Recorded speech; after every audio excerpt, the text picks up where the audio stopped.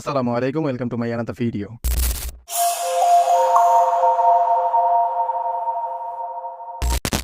মানুষ সৃষ্টির শুরু থেকেই নানা রকম অলৌকিক এবং উদ্ভট ঘটনার মুখোমুখি হয়েছে।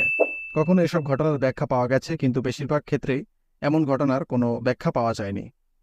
হেনরি জিগল্যান্ড ১০০ বছরেরও আগে হওয়া হেনরির মৃত্যু শতাব্দীর অন্যতম দুর্ভাগ্যজনক এবং অবিশ্বাস্য মৃত্যু বলেও মনে করেন অনেকে। প্রেমে অনেকেরই ছাড়াছাড়ি হয়, কেউ এই বিচ্ছেদ মেনে নিতে পারে, আবার কেউ নিতে পারে না। হেনরি জিগল্যান্ড নামে এক ব্যক্তি ভালোবাসত মেসি টিচনার নামের এক তরুণীকে। এক পর্যায়ে তাদের বিচ্ছেদ হয়ে যায়। ওই তরুণী বিচ্ছেদ মেনে নিতে না পেরে মানসিক চাপে ভারাক্রান্ত হয়ে মেসি আত্মহত্যা করে ফেলে। এই ঘটনার পর মেসির ভাই তার বোনের আত্মহত্যার প্রতিশোধ নিতে জিগল্যান্ডকে গুলি ছুড়ে পালিয়ে যায়। কিন্তু গুলি জিগল্যান্ডের শরীরে না লেগে তার গা ঘেঁষে গিয়ে লাগে বাগানের একটি গাছে। ঘটনার শুরু এখানেই। মেয়েটির ভাই ভেবে নেয় জিগল্যান্ড মারা গেছে। অপরাধ বোধে আত্মহত্যা করে সেও।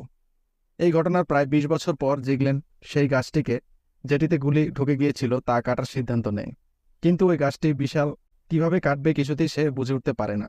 ডিনামাইট দিয়ে উড়িয়ে দেওয়ার সিদ্ধান্ত নেয় জিগল্যান্ড। ডিনামাইটে ফেটে প্রচণ্ড চাপে গাছ থেকে ২০ বছর আগে ঢুকে যাওয়া গুলিটি সজোরে বেরিয়ে জিগল্যান্ডের কপালে গিয়ে লাগে। তৎক্ষণাৎ মারা যায় জিগল্যান্ড। এই জন্যই জিগল্যান্ডের মৃত্যু শতাব্দীর অন্যতম দুর্ভাগ্যজনক মৃত্যু বলা হয়। আজকে আমাদের ভিডিওটি এই পর্যন্তই। সবাই ভালো থাকবেন, সুস্থ থাকবেন। আল্লাহ হাফেজ।